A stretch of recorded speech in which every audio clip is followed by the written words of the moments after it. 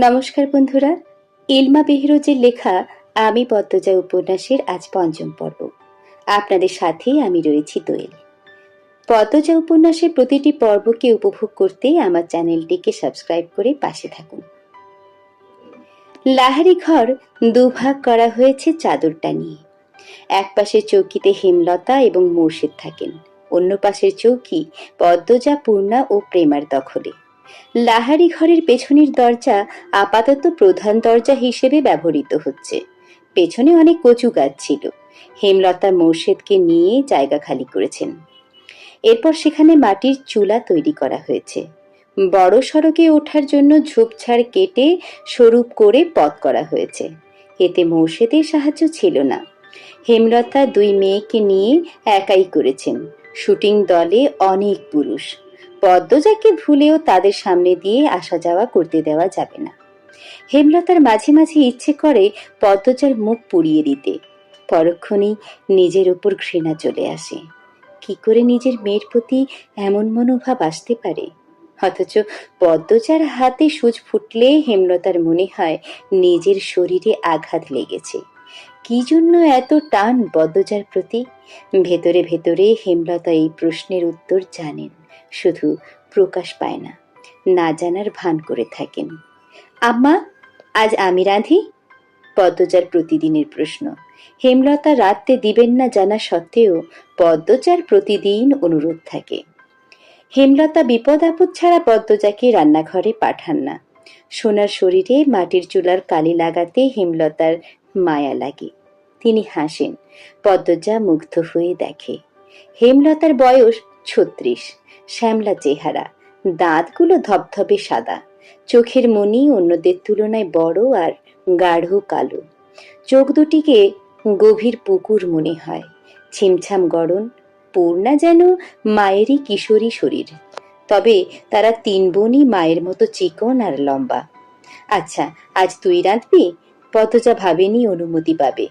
আদরে উল্লাসে প্রশ্ন করে, সত্যি আম্মা? যা যা জলদি, আছরের আজান কবে পড়েছে। পদ্মজা রান্নার প্রস্তুতি নিতে থাকে।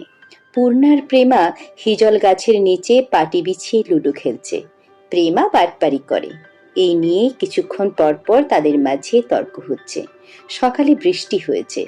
রান্না করতে গিয়ে পদ্মজা ভেজা মাটির সোঁদা গন্ধ পেল। কি সুন্দর অনুভূতি! মোর্শেদ পদ্মজাকে রাতে দেখে কপাল কুঁচকে ফেললেন। ঘরে ঢুকে হেমলতাকে মেজাজ দেখিয়ে প্রশ্ন ছুড়ে দিলেন, এই সেরি রাঁধে কেন? হেমলতা নির্লিপ্তভাবে জবাব দেন, আমি বলেছি। কতদিন কইছি এই সেরির হাতের রান্ধন আমারে না খাওয়াইতে? মোর্শেদের কঠিন স্বর পদ্মজার কানে আসে। মুহূর্তে খুশিটুকু ফাটা বেলুনের মতো চুপসে যায়। সে জানে এখন ঝগড়া শুরু হবে। তার আম্মা আব্বার অনুচিত কথাবার্তা মাটিতে পড়তে দেন না। তার আগেই জবাব ছুঁড়ে দেন, খেতে ইচ্ছা না হলে খাবার না। রাইতে বেলা কি নাই খাইয়া থাকবা আমি? খাবার রেখেও যদি না খেতে চাও সেটা তোমার সমস্যা। আমি বা আমার মেয়ে কেউই না করিনি। মোর্শেদ কিছু নোংরা কথা শোনাতে প্রস্তুত হন। হেমলতা সেলাই মেশিন রেখে উঠে দাঁড়ান। তিনি যেন বুঝে গিয়েছেন মোর্শেদ কি বলবেন। আঙুল তুলিয়ে শাসিয়ে মোর্শেদকে বললেন, একটা নোংরা কথা উচ্চারণ করলে আমি আজ তোমাকে ছাড় দেব না। পদ্মা তোমার মেয়ে, আল্লাহ সইবে না। নিজের মেয়ে সম্পর্কে এত নোংরা কথা কোনো বাবা বলে না। মোর্শেদ নোংরা কথাগুলো হজম করে নিলেন, তবে কিরমির করে বললেন, পদ্মা আমার সেরিনা। পদ্মা তোমার মেয়ে, আর একটা কথাও না। বাড়িতে অনেক মানুষ, নিজের বিকৃত রূপ লুকিয়ে রাখো। মোর্শেদ দমে যান। চৌকিতে বসে বড় করে নিঃশ্বাস ছাড়েন। চোখের দৃষ্টি অস্থির। পদ্মজার জন্মের পর থেকেই হেমলতার রূপ পাল্টে গেছে। কিছুতেই এই নারীর সাথে পারা যায় না। অথচ একসময় কত মেরেছেন হেমলতাকে। হেমলতার পিঠে, উরুতে, ঘাড়ে এখনো মারের দাগ আছে। সময় কোন জাদু বলে হেমলতাকে পাল্টে দিল জানা নেই মোর্শেদের। রাতের একটা শুট করে সবাই বিশ্রাম নিচ্ছিল। চিত্রা তখন কথায় কথায় জানালো, লাহারি ঘরে গিয়েছিলাম। মগা যে মেয়েটির কথা বলেছিল তাকে দেখতে। চিত্রার কথায় লিখন আগ্রহ পেল না। চিত্রা কখনো কোনো মেয়ের প্রশংসা করে না, খুঁত খুঁজে বের করতে ভালো জানে, নিজেকে নিখুঁত সেরা সুন্দরী মনে করে। মেয়েটার নাম পদ্মজা। মগা, পুরো নাম জানি কি? চিত্রা মগার সাথে কথা বললে মগা খুব লজ্জা পায়, এখনো পেল। লাজুক ভঙ্গিতে জবাব দিল, মানে পদ্মজা। ওহো হ্যাঁ, পদ্মজা। চিত্রার পাশ থেকে সেলিনা প্রশ্ন করলেন, কি নিয়ে আলাপ হচ্ছে? সেলিনা পারভিন চলমান চলচ্চিত্রে চিত্রার মায়ের অভিনয় করছেন। চিত্রা বলল, এই বাড়ির মালিক যিনি, ওনার বড় মেয়ের কথা বলছি। এমন সুন্দর মুখ আমি দুটি দেখিনি। মেয়েটার মুখ দেখলেই বুকের ভেতর নিকষিত বিশুদ্ধ ভালো লাগার জন্ম হবে। এত শ্রী ভগবান দিয়েছেন মেয়েটাকে। লেখন সহ উপস্থিত সবাই অবাক হলো। চিত্রার মুখে কোনো মেয়ের প্রশংসা অবিশ্বাস্য। সবাইকে অবাক হয়ে তাকাতে দেখে চিত্রা বিব্রত বোধ করল। গলার জোর বাড়িয়ে বলল, সত্যি বলছি, সন্ন্যাসী ছাড়া কোনো পুরুষ এই মেয়েকে উপেক্ষা করতে পারবে না। পদ্মজাকে নিয়ে বেশ খানিকক্ষণ আলোচনা চলল। আগ্রহ বেশি লিখনের ছিল। যখন শুনল পদ্মজার 16 বছর, সে দমে গেল। ছোট মেয়ে, হয়তো এমন বয়সী বেশিরভাগ মেয়েরা স্বামীর ঘর করে থাকে, তবুও লিখনের পদ্মজাকে খুব ছোট মনে হচ্ছে। তার একটা বোন আছে 16 বছরের, এখনো 2 বেনি করে স্কুলে যায়। কত ছোট দেখতে। লিখন আনমনে হেসে উঠল। হিজল গাছের নিচে দাঁড়িয়ে আছে পদ্মজা। রাতের জোনাকি পোকার চারিদিকে। পদ্মজা প্রায় রাতে মুগ্ধ হয়ে দেখে জোনাকি পোকাদের। মনে হয় দল বেঁধে হ্যারিকেন নিয়ে নাচছে তারা। তবে এই মুহূর্তে রাতের এই সৌন্দর্য পদ্মজার মনে ঢুকতে পারছে না। পদ্মজার ঠোঁট কামড়ে কাঁদছে, চোখ দুটো জ্বলছে খুব। মোর্শেদের রান্না খারাপ হওয়াতে অজুহাতে সে থালা ভর্তি ভাত তরকারি ছুঁড়ে ফেলেছে পদ্মজার মুখে। চোখে ঝোল পড়েছে। তা নিয়ে হেমলতার সে কি রাগ। মোর্শেদ অবশ্য চুপ ছিলেন, তিনি তো রাগ মিটিয়েই ফেলেছেন, আর তর্ক করে কি হবে।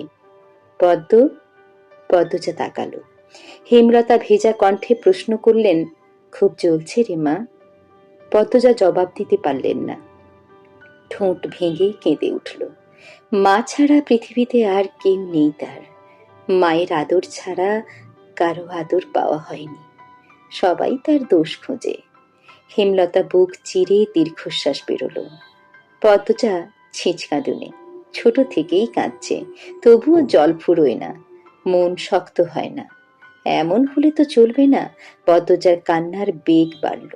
হেমলতা সদ্য কাটা বড় গাছের বাকি অংশে বসলেন, চুপ করে পদ্মজার ফোপানো শুনছেন। পদ্মজা শান্ত হয়ে মায়ের পাশে বসল, তার মাথা নত। হেমলতা উদাস গলায় বললেন, এভাবে চলবে না পদ্ম। পদ্মজা তাকালো। হেমলতা বললেন, শোন পদ্ম, কেউ আঘাত করলে কাঁদতে নেই, কারণ মানুষ আঘাত করে কাঁদানোর জন্যই। আর যখন উদ্দেশ্য সফল হয় তখন তারা শান্তি পায়। যে আঘাত করলো তাকে কেন শাস্তি দিবি? কেন শাস্তি দিবি না? শক্ত থাকবি, বুঝিয়ে দিবি তুই এত দুর্বল নয়। যারে তারে পাত্তা দিস না, হাজার কষ্টেও কাঁদবি না। কান্না সাময়িক সময়ের জন্য মন হালকা করে, পুরোপুরি নয়। যে তোকে আঘাত করবে তাকে তুই তোর চাল চলন দিয়ে ছিন্ন ভিন্ন করে দিবি। তখন তার মুখটা দেখে তোর যে শান্তিটা হবে, সেটা কান্না করার পর হবে না। এই শান্তি স্থায়ী। হেমলতার কথা পদ্মজার উপর প্রভাব ফেলল না। সে করুণ স্বরে বলল, কিন্তু আব্বার ব্যবহার আমার সহ্য হয় না আম্মা। আমার সাথে কেন এমন করে আব্বা? তাকে কখনো সামনাসামনি আব্বা ডাকার সুযোগ পেয়েছিস? পাসনি। তবুও কেন আব্বা আব্বা করিস? তাকে তুই পাত্তা দিবি না। তুমি খুব কঠিন আম্মা, তোকেও হতে হবে। আব্বা কেন এমন করে আম্মা? আমি কি আব্বার মেয়ে না? আব্বা কেন বারবার বলেন আমি তার মেয়ে না? হেমলতা চোখ সরিয়ে নেন।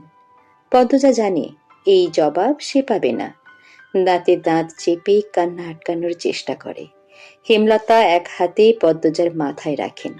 কাঁদিস না আর, মায়ের রং না হয় বাসনি, মায়ের মতো শক্ত হওয়ার মতো চেষ্টা করতে পারিস? পদ্মজা নির্লজ্জ হয়ে আবার প্রশ্ন করল, আম্মা, আমি কি আব্বার মেয়ে না? বলো না আম্মা। পদ্মজার চোখ বেয়ে জল পড়ছে। খুব মায়া লাগছে হেমলতার। খুব ভারী হয়ে আসছে বুকটা। তিনি আবেগ লুকিয়ে কণ্ঠ কঠিন করার চেষ্টা করলেন। মার খাবি পদ্ম, কতবার বলবো তুই আমার আর তোর আব্বার মেয়ে? কি নাম আমার আব্বার? কি শান্ত কণ্ঠ পদ্মচার। হেমলতা চমকান, তবে প্রকাশ করলেন না। মেয়েদের সামনে তিনি কখনো দুর্বল নয়, হতে চানও না। পদ্মজার দিকে ঝুঁকে কণ্ঠ খাদে নামিয়ে বললেন, তোর আব্বার নাম মোর্শেদ মোড়ল। পদ্মজা হতাশ হয়ে দীর্ঘশ্বাস ছাড়ল। মাকে খুব বিরক্ত লাগছে এখন। খুব কঠিন করে বলতে ইচ্ছে হচ্ছে, যাও এখান থেকে, আমার কাছে আর আসবা না, কখনো না। কিন্তু সে এমন ব্যবহার বাস্তবে কখনো পারবে না, কখনো না। রাতের বাতাসে ভেসে আসছে হাসনা হেনা ফুলের ঘ্রাণ, আকাশে থালার মতো চাঁদ, ঝিরিঝিরি মোলায়েম বাতাস চারিদিকে। পদ্মজার চোখের জল শুকিয়ে গেল। হেমলতা ঝিম মেরে বসে আছেন। একসময় নিস্তব্ধতা কাটিয়ে একটা অসহায় কণ্ঠ ভেসে আসলো, মায়েরা তাদের জীবনের গোপন গল্প সন্তানদের বলতে পারে না রে পদ্ম। পদ্মজা তাকালো। হেমলতা ছলছল চোখে তাকিয়ে আছেন। পদ্মজার কান্না পেল। মানুষটাকে এত নরম রূপে মানায় না। পদ্মজা আশ্বস্ত করে বললেন, আমি আর কখনো জানতে চাইব না আম্মা। শুটিংয়ের দলের একজনও বাড়িতে নেই, সবাই স্কুল মাঠে গিয়েছে। কয়দিন ধরে নদীর ঘাটে যেতে না পেরে তৃষ্ণার্ত হয়ে উঠেছে পদ্মজা। এই সুযোগ হাতছাড়া করা যায় না। হেমলতার অনুমতি নিয়ে সে ঘাটে চলে আসলো। ঘাটের সিঁড়িতে বসলো। কয়েক সেকেন্ড পর টের পেল গান বাজছে কোথাও। গানের সুর অনুসরণ করে কয়েকটা সিঁড়ি নেমে আসে। ঘাটের বাম পাশে বাঁধা নৌকায় একজন পুরুষ বসে আছে, হাতে রেডিও। গানের উৎস তাহলে এখানেই। পদ্মজা বিব্রত বোধ করল। উল্টো দিকে ঘুরে ব্যস্ত পায়ে লাহারি ঘরে চলে আসে। পদ্মজা এত দ্রুত ফেরাতে হেমলতা প্রশ্ন করেন, কেউ ছিল? পদ্মজা মাথা নাড়ল। হেমলতা চিন্তিত স্বরে প্রশ্ন ছুড়লেন, কিছু বলেছে? দেখতে কেমন? না আম্মা, কিছু বলেনি। আমাকে দেখেনি। মাথার চুল ঝাঁকড়া, মুখ খেয়াল করিনি। এটাই তো লিখন সাহু, নায়ক। পূর্ণা পুলকিত হয়ে বলল, হেমলতা, আর কিছু বললেন না? পূর্ণা সারাক্ষণ শুটিং দলটার আশেপাশে ঘুরঘুর করে। হেমলতা বিরক্ত হয়ে পূর্ণাকে কড়া নিষেধ করেছেন আর না যেতে।